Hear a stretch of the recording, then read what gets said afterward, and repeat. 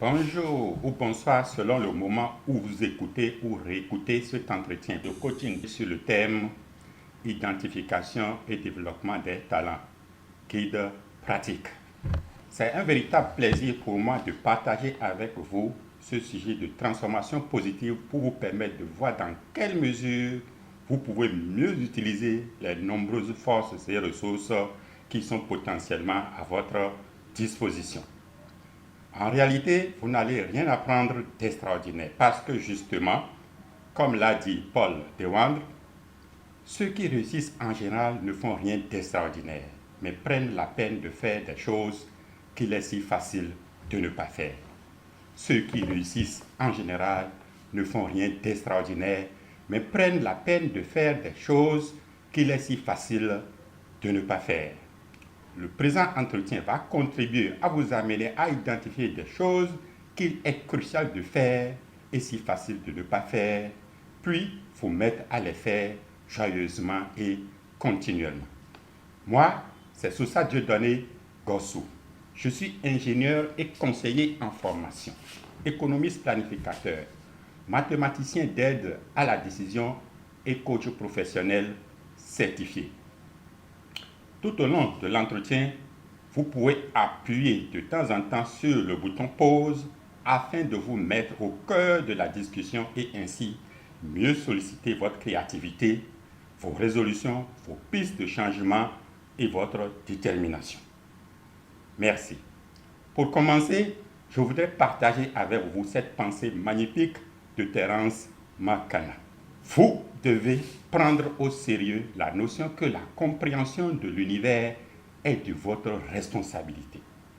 Parce que la seule compréhension de l'univers qui vous sera utile est votre propre compréhension. Qu'en pensez-vous? Quelle est votre compréhension actuelle du monde dans lequel nous vivons?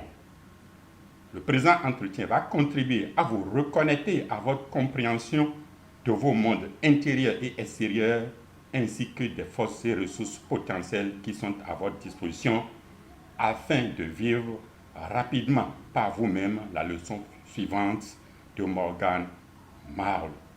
J'appris aussi ce jour-là que la vie est une sorte de libre service. Nous pouvons nous enrichir, nous faire plaisir, être créatifs et heureux autant que nous le voulons. Morgan Marlowe. Combien sommes-nous à vouloir vivre ou revivre cette expérience par nous-mêmes le plus rapidement possible et le plus fréquemment possible, de mieux en mieux et de jour en jour? C'est un processus sans cesse renouvelé. Tout au long de l'entretien, nous évoquerons souvent un concept, à savoir la bonne personne. De quoi s'agit-il? Eric Ben nous dit ceci. Nous naissons princes et le processus de civilisation nous transforme en grenouilles. Comment redevenir le prince? La bonne personne. La bonne personne, c'est le prince de cette pensée d'Eric Ben. L'enfant naît prince, dans un esprit d'abondance et de gagnant. Il veut tout à la fois. Mais très tôt, la civilisation va le transformer psychologiquement en esclave, en grenouille. Le présent guide et ses bonus associés constituent des leviers qui vont contribuer à nous aider à utiliser au mieux et dans le bon sens les forces et ressources à notre disposition pour redevenir la bonne personne, le prince et le gagnant. Pourquoi redevenir la bonne personne? Vous avez déjà compris. Parce que le bon endroit et le bon moment ne suffisent pas. Par exemple, est-ce que vous connaissez, par exemple, deux commerces de conditions extérieures ou objectives très proches, même culture, même niveau d'éducation, même niveau d'investissement, même emplacement. Ils vendent les mêmes produits. Ils ouvrent aux mêmes heures et ferment aux mêmes heures. Et que pourtant, l'une des personnes fait faillite et l'autre fait fortune. Dans ces conditions, les deux personnes n'étaient-elles pas au même endroit et au même moment? Et pourquoi l'une des personnes fait faillite et l'autre fait fortune? Parce que justement, le bon endroit et le bon moment ne suffisent pas. Harv Eker a l'habitude de dire, il ne suffit pas d'être au bon endroit et au bon moment. Il faut encore être la bonne personne au bon endroit et au bon moment. Pour moi, il faut surtout être la bonne personne et du coup s'attirer le bon endroit et le bon moment. Le contenu global du présent guide et ses bonus associés est le suivant. Le thème principal, l'identification et le développement des talents. Quelles sont ces choses que je sais faire de sa façon spécifique, mieux que quiconque, avec plaisir et sans grand effort? Se poser souvent cette question constitue déjà le début d'une transformation magnifique. Bonus, les 2 mois psychologiques et temporels. Au lieu de chercher à ce que les choses, les événements de la vie soient faciles pour moi, pourquoi je peux me conditionner à être toujours plus fort dans toutes les circonstances de la vie? Voilà de quoi parle ce guide, les 2 mois psychologiques et temporels. Autre bonus, comment escalader le temps? Le temps ne s'écoule pas de la même manière pour tout le monde, nous allons le voir. Quelle est la meilleure de mes stratégies pour mieux profiter de cette subtilité? Et comme dernier bonus, le donner, le recevoir, l'abondance et la gratitude. Le donner et le recevoir. Quelle nuance entre les deux concepts? Pourquoi vivons-nous dans un monde d'abondance? Pourquoi avons-nous à tout instant 1001 raisons pour témoigner de la gratitude? Nous allons commencer par le bonus sur le concept comment escalader le temps. Il s'agit d'un concept transversal qui intervient dans tous les exercices de transformation que nous proposons. Comme vous le savez, en tant qu'humains, nous ne pouvons rien faire sans le temps et l'espace. Comment escalader le temps? Guide pratique. Mettez 1 minute votre main sur un poêle chaud et cela paraît des heures. Mais asseyez-vous 1 heure auprès d'une jolie fille et cela paraît 1 minute. Albert Einstein. Parfois, lorsque nous passons de très bons moments et que nous devons arrêter, nous nous exclamons souvent: ah, déjà, on n'a pas vu le temps passer. Ah, que j'ai envie de continuer. Par contre, lorsque nous passons un petit moment de peur, de contradiction ou de stress, nous nous disons souvent: ah, enfin, on dirait que c'est une éternité que j'ai passée dans ce enfer. Voyez-vous, le temps ne se passe pas de la même manière pour nous selon les circonstances. Voici une histoire scientifiquement prouvée qui illustre parfaitement l'escalade du temps. Le paradoxe des jumeaux. C'est une histoire inventée mais théoriquement et scientifiquement vérifiée. Alors, que dit le paradoxe des jumeaux? Prenons 2 jumeaux. Ils ont 10 ans. Par exemple, à leur 10e anniversaire, l'un des jumeaux voyage à bord d'un vaisseau spatial à très grande vitesse et l'autre est resté sur Terre. 40 ans plus tard, eh bien, le jour où ils devaient fêter leur 50e anniversaire, le jumeau voyageur revient. Alors, la cinquantaine, le jumeau resté sur Terre avait les cheveux grisonnants, devenant vieillissant à 50 ans. Par contre, très curieusement, le jumeau voyageur est très jeune, la trentaine environ. Alors, comment comprendre pourquoi les 2 jumeaux qui devaient avoir 50 ans, les mêmes apparences physiques, eh bien, l'un est apparemment très jeune et l'autre a la cinquantaine? Établissons quelques similitudes avec des choses que nous connaissons déjà. Alors, l'escalade du temps face aux sentiments positifs et négatifs. Les sentiments positifs sont souvent dits de haute fréquence vibratoire. Ainsi, on peut établir la similitude que le jumeau voyageur est constamment animé de sentiments positifs et l'autre de sentiments négatifs, puisque lui ne bouge pas, il est sur Terre. Or, des études ont démontré que lorsqu'on est constamment animé de sentiments positifs, on vieillit moins vite, on rajeunit. Par contre, lorsqu'on est toujours stressé et nerveux, on tombe souvent malade et on vieillit très vite. Ainsi, escalader le temps, c'est être animé de sentiments positifs. C'est voir toujours le verre à moitié plein. C'est rechercher le côté positif des choses. L'escalade de temps par rapport au futur. Alors, dans leur livre « Changer votre futur par les ouvertures temporelles », eh bien, Lucille et Jean-Pierre Garnier disent qu'il existe un moi présent et un moi futur, ce qui est compréhensible. Nous savons bien que rien ne peut exister sans son contraire, sans deux pôles opposés. Ainsi, il existe un moi futur gagnant et un moi futur perdant. Escalader le temps, c'est se faire gouverner dès maintenant par son moi futur gagnant. Escalader le temps, c'est se connecter mentalement à son moi futur gagnant pour qu'il nous dise ce qu'il a fait pour gagner. Escalader le temps, c'est se rappeler ce que notre moi futur gagnant nous a dit, comme si cela s'est déjà passé. C'est pour cette raison que vous verrez très souvent dans l'exercice de transformation plusieurs fois l'expression « je me rappelle, je me rappelle, je me rappelle ». Dans ces conditions, on est plus confiant, joyeux, très créatif, plus intuitif, loin du stress et de la peur, et la loi de l'attraction s'applique dans le bon sens. Alors, quelques questions de possibilité. Pouvez-vous poser souvent des questions du genre suivant. Pourquoi puis-je escalader le temps et me connecter à mon moi futur gagnant afin qu'il me dise ce qu'il a fait pour gagner et pour que je le fasse maintenant pour gagner? Quelle est la meilleure de mes stratégies pour escalader le temps?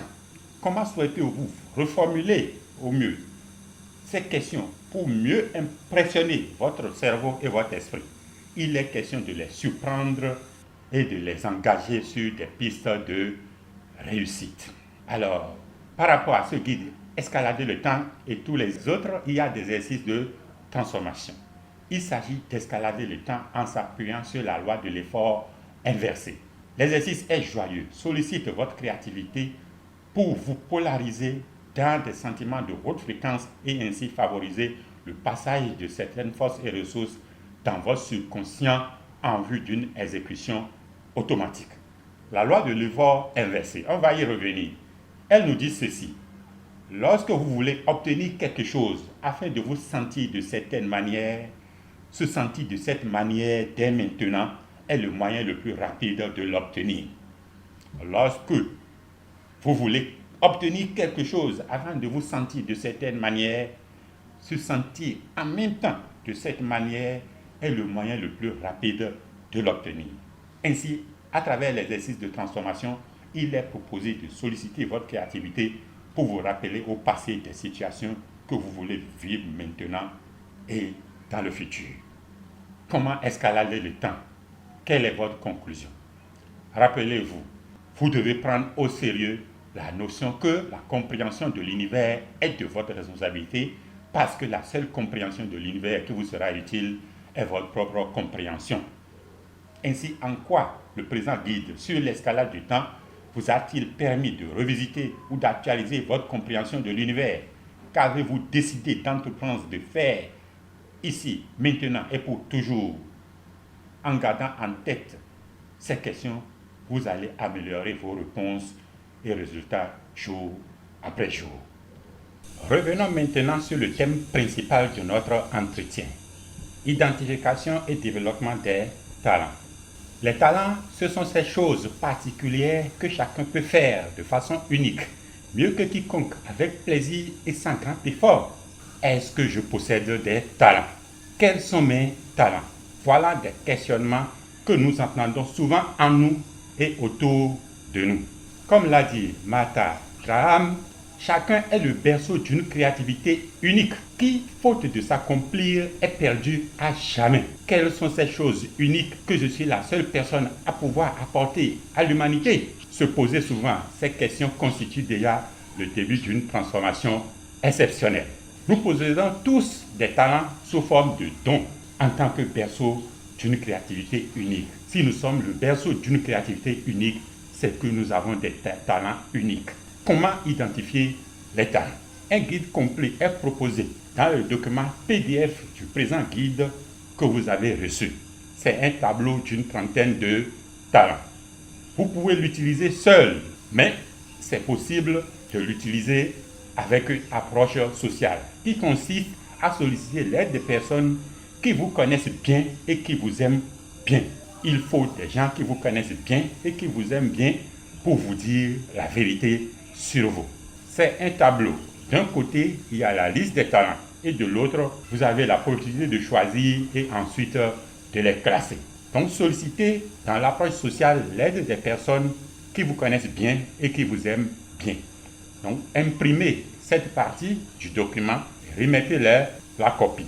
Gardez pour vous-même une copie et les autres remplissent, vous aussi, vous remplissez. Dans l'exemple que vous voyez, il y a talent 1, talent 2 jusqu'à talent 7 par exemple. Sur cet exemple, la personne choisit le talent 2, le talent 4 et le talent 7.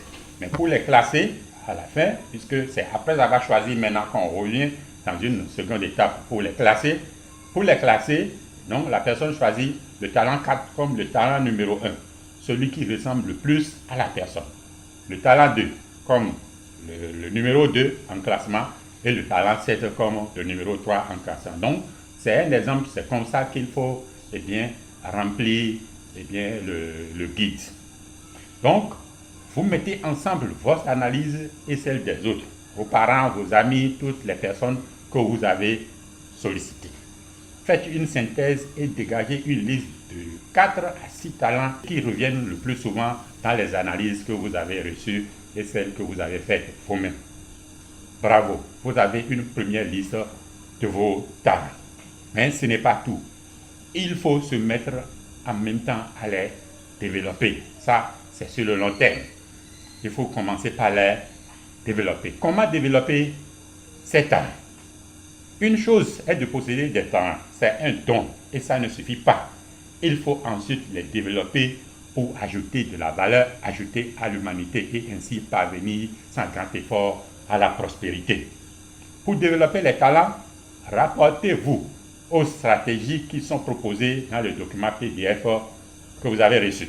Par exemple, chaque fois que vous voulez aborder une activité, sollicitez votre créativité et demandez-vous de quelle meilleure manière vais-je utiliser mes talents pour exécuter cette activité de façon exceptionnelle.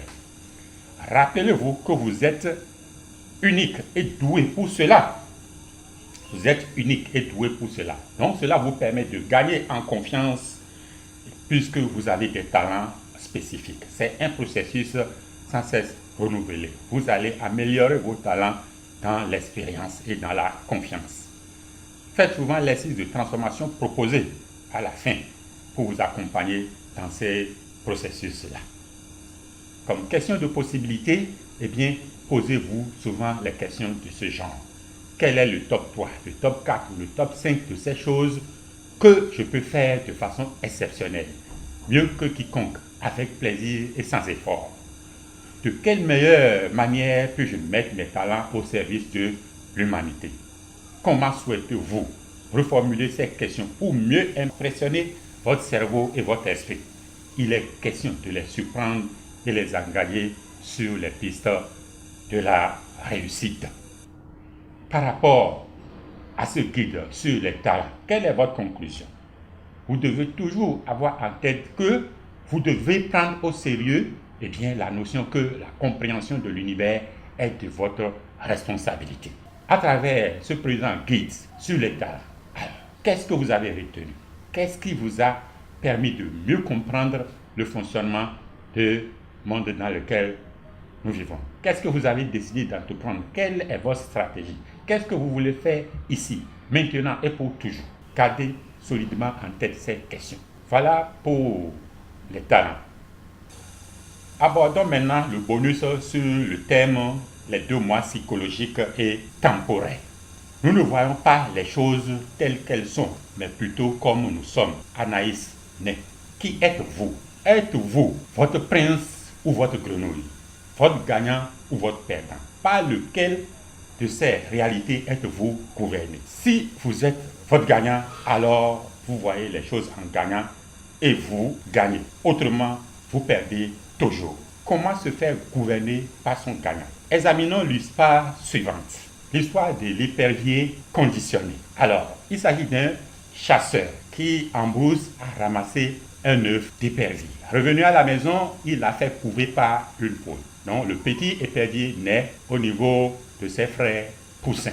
Et ils ont grandi ensemble. Vous savez, les poules, les poulets ne volent pas très loin. Ils font beaucoup de bruit, mais ils ne vont pas très loin parce qu'ils sont habitués à la facilité. Ils sont nourris à la maison. Alors, et comme vous le savez aussi, l'épervier, un rapace qui se nourrit de petits poussins, de petits reptiles. Chaque fois que l'épervier survole le village, les poussins, bien entendu avec l'épervier conditionné avec les poussins, fuient pour aller se mettre à l'abri. Donc, comme ça, les jours passaient, l'épervier conditionné n'osait pas voler loin. Et voilà, un jour, pendant qu'il vieillissait, l'épervier, le rapace, eh bien, survola encore le village et ils ont fui. Et ce jour-là, il a eu le courage de soulever la tête pour regarder le vrai épervier dans les airs, qui planait. À peine bougeait-il ses ailes et il est en l'air et il s'est dit, ah, quel oiseau magnifique! Ah, je ne vais même pas y penser. Comment est-ce possible de planer autant dans les airs? Alors, je ne vais pas y penser. Et voilà, il n'a jamais osé s'envoler dans les airs comme l'épervier qu'il est réellement. Alors, les deux ont potentiellement les mêmes capacités, n'est-ce pas? Puisque l'épervier conditionné et le vrai épervier sont de même race, ils ont les mêmes capacités potentielles. Alors, qu'est-ce qui fait la différence? Qu'est-ce qui les différencie? Naturellement, l'un pense qu'il est incapable et n'ose pas. Il est gouverné par son perdant. L'autre est connecté à son gagnant et pense qu'il est capable. Il ose et réussit. Voilà la différence. Comme l'a dit Sénèque, ce n'est pas parce que les choses sont difficiles que nous n'osons pas, mais c'est parce que nous n'osons pas que les choses sont difficiles. Qu'est-ce que tout cela vous inspire pour votre vie personnelle? Êtes-vous capable ou incapable? Qu'allez-vous faire dès maintenant? Les 2 mois psychologiques et temporels. Eh bien, lequel vous gouverne entre votre petit moi et votre grand moi? Voyez-vous, votre petit moi possède une force redoutable, capable de vous rabaisser jusqu'au fond du puits le plus profond. Mais ce n'est pas lui qui décide, c'est vous qui décidez. De même, votre grand moi possède une force redoutable, capable de vous élever jusqu'à la hauteur la plus élevée possible. Mais ce n'est pas lui qui décide, c'est vous qui décidez. Mais, avouons-le, chaque fois que nous décidons d'oser et d'aller de l'avant, une voix méchante va résonner dans notre tête pour nous dire que ce n'est pas la peine, que nous sommes incapables et indignes. C'est notre petit moi qui nous joue ce tour, qui nous piège, comme l'a dit chéri Hubert. Eh bien, cette voix qui te parle n'est pas la voix de Dieu. Elle donne juste l'impression qu'elle l'est. C'est notre petit moi qui, puisque sa force c'est de nous rabaisser, eh bien, nous décourage pour que nous ne puissions pas aller de l'avant. Les 2 mois psychologiques et temporels. Les 2 mois temporels. Eh bien, nous avons déjà parlé de Lucille et de Jean-Pierre Garnier dans leur livre et Changer votre futur par les ouvertures temporelles. Ils ont dit qu'il existe un mois présent et un mois futur. Le fait de savoir que nous avons un mois futur gagnant et un perdant nous permet de savoir que notre futur n'est pas écrit à l'avance et ainsi décider d'escalader le temps pour devenir la cause consciente et bienveillante des films de notre vie. Voilà. Quelles questions tout cela vous inspire? Pouvez-vous vous poser souvent les questions du genre suivant? Pourquoi puis-je être toujours plus fort que toutes les circonstances de ma vie? De quelle meilleure manière puis-je constamment me connecter à mon grand moi et à mon moi futur gagnant et ainsi écrire à l'avance et à ma guise les films de ma vie? Comment souhaitez-vous reformuler ces questions pour mieux impressionner votre cerveau et votre esprit? Quelle est votre conclusion? Qu'est-ce qui vous a impressionné? Qu'est-ce qui a retenu votre attention dans ce guide par rapport aux 2 mois psychologiques et temporels? Lisez posément le document PDF qui est à votre disposition et faites les exercices de transformation qui sont suggérés. Nous allons aborder le dernier bonus qui porte sur le sujet donner, recevoir, abondance et gratitude. le donner, le recevoir, l'abondance et la gratitude. Voilà des réalités avec lesquelles nous interagissons à tout instant. Alors, comme l'a dit Morgan Marlowe, j'ai appris aussi ce jour-là que la vie est une sorte de libre service. Nous pouvons nous enrichir, nous faire plaisir, être créatifs et heureux autant que nous le voulons. Comment aborder le donner, le recevoir, l'abondance et la gratitude? Eh bien, pour vivre continuellement cette expérience de Morgan Marlowe. Le donner et le recevoir. Avez-vous déjà entendu des choses du genre suivant? La grande différence entre donner et recevoir, c'est la générosité. Il y a du bonheur à donner qu'à recevoir. La dignité d'une personne tient à sa capacité de donner et non à sa capacité à recevoir. Que pensez-vous de ces citations? Est-ce que vous avez déjà entendu de ces citations? À les entendre, c'est comme s'il est mieux, de donner que de recevoir. Mais peut-il avoir un donneur sans un receveur? Lorsque celui à qui tu viens de donner te dit merci, est-ce que tu acceptes son merci? Si tu acceptes le merci, qu'est-ce que tu viens de faire? Tu viens de recevoir quelque chose. Voyez-vous, il ne peut pas y avoir de donneur sans receveur. Donner et recevoir sont des faces de la même pièce et ils sont tous bons. Alors, penser que c'est mieux de donner équivaut à dire que c'est mauvais de recevoir. Et le subconscient va interpréter le recevoir comme une menace sur la vie et par conséquent va fermer les canaux des généreux dons de la nature. Prenons un exemple, la pluie par exemple. Lorsqu'il pleut et nous mettons un parapluie pour ne pas recevoir la pluie, est-ce que la pluie retourne? Non, la pluie ne retourne pas. Ce que tu reçus de recevoir ne retourne pas, mais se déverse juste à côté de toi.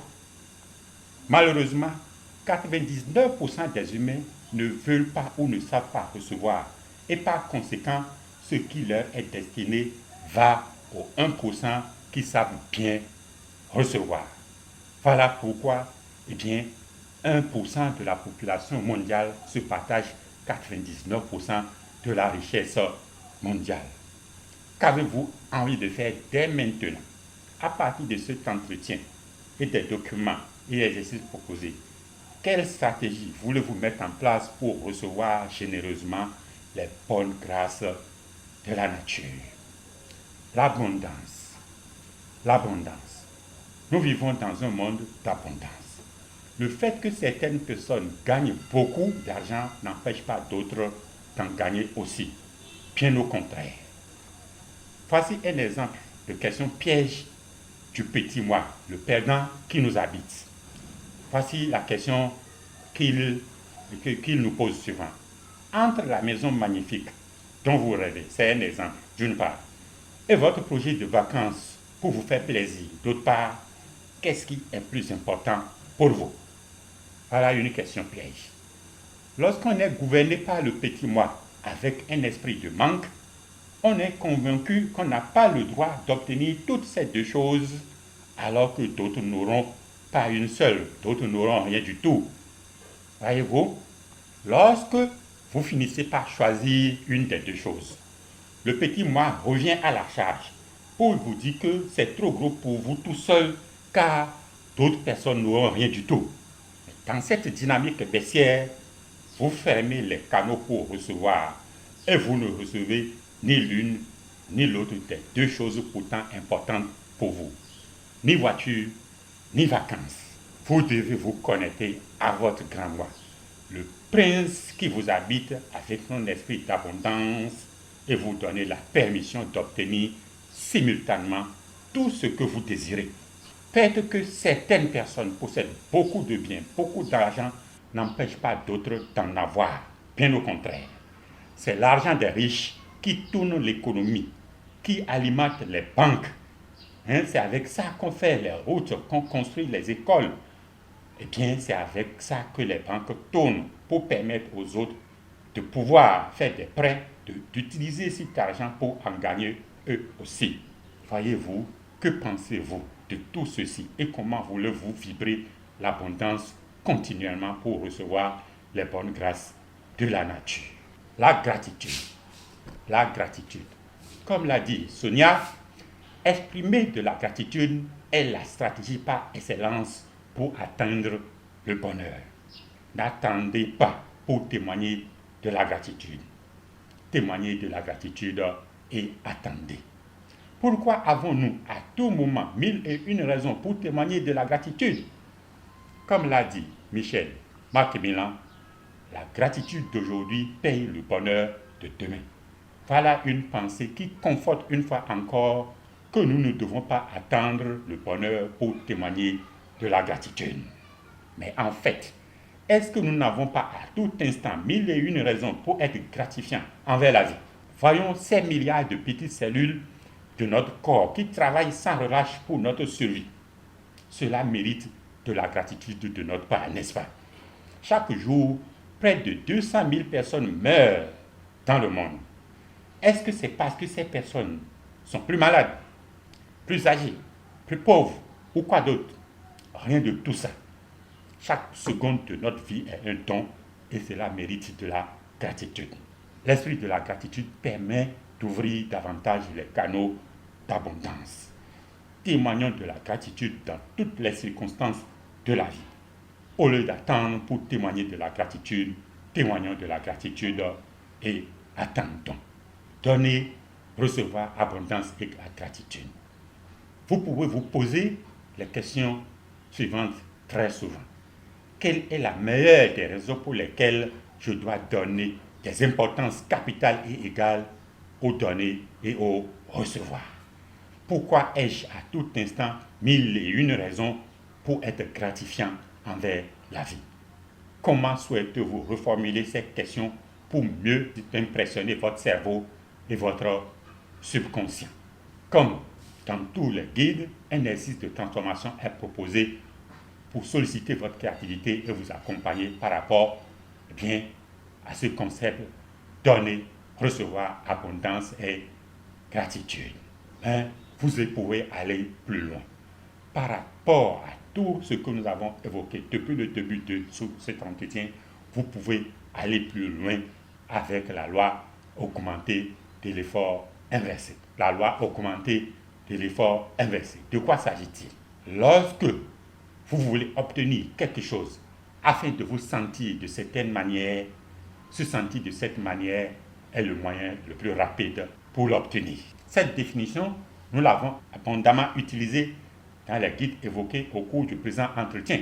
Mais en fait, il s'agit d'une opérationnalisation du processus de manifestation des réalités et des événements dans notre vie. Car ce sont nos sentiments qui nous conduisent à nos pensées et comportements, lesquels nous conduisent à nos actions et nos actions nous conduisent à nos résultats, lesquels résultats viennent amplifier nos sentiments de départ. C'est un cycle. Voilà pourquoi la loi de l'effort inversé nous recommande de commencer par vibrer les sentiments que nous voulons avoir, ne serait-ce qu'au plan mental. La loi de l'effort inversé, en fait, ce n'est qu'une indication de comportement pour bénéficier de la loi de l'attraction. D'ailleurs, Émile Coué, le père de l'autosuggestion, ne faisait pas de différence entre, d'une part, la loi de l'attraction et d'autre part, la loi de l'effort inversé. Sollicitez votre créativité pour utiliser de votre plus belle manière cette loi afin d'écrire à l'avance et à votre guise les films de votre vie.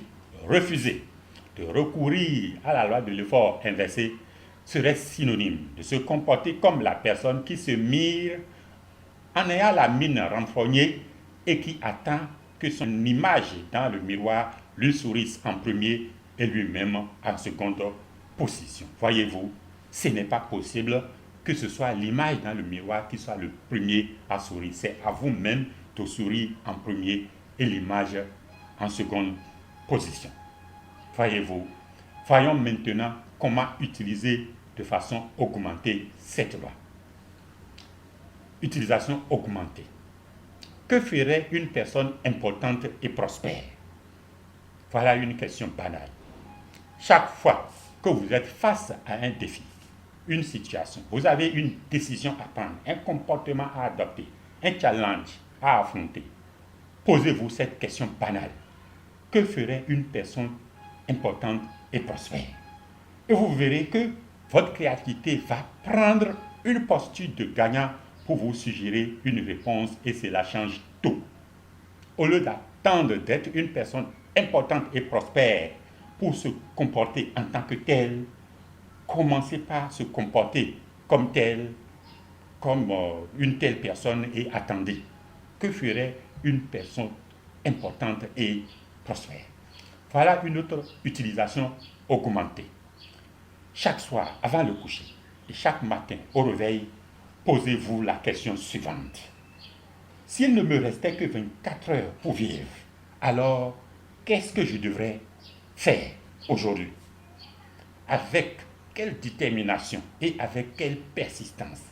Alors, lorsque vous allez avoir une réponse, des réponses, faites ces choses ce jour-là avec cette détermination et cette persistance et ça change tout. Cela participe de la loi de l'effort inversé. Alors, quelle est votre conclusion? Nous parvenons, lentement, sûrement, vers la fin de cet entretien. Quelle est votre conclusion par rapport à tout cela? En quoi tout ceci vous a permis d'améliorer votre compréhension du monde dans lequel nous vivons? Quel est votre point? Qu'avez-vous décidé d'entreprendre de faire ici, maintenant et pour toujours? Sénèque dit ceci. Ce n'est pas parce que les choses sont difficiles que nous n'osons pas, mais c'est parce que nous n'osons pas que les choses sont difficiles. Osons nous enrichir, osons nous faire plaisir, osons notre créativité. Nous sommes à la fin de l'entretien. Faites un point pour vous par rapport à ce qui vous a intéressé et ce que vous voulez entreprendre. Sollicitez votre créativité dans la transformation. Merci et magnifique transformation. Rendez-vous sur les réseaux sociaux pour partager vos expériences, pour partager les questionnements que vous souhaiterez bien partager avec d'autres personnes. Merci. Merci et à très bientôt.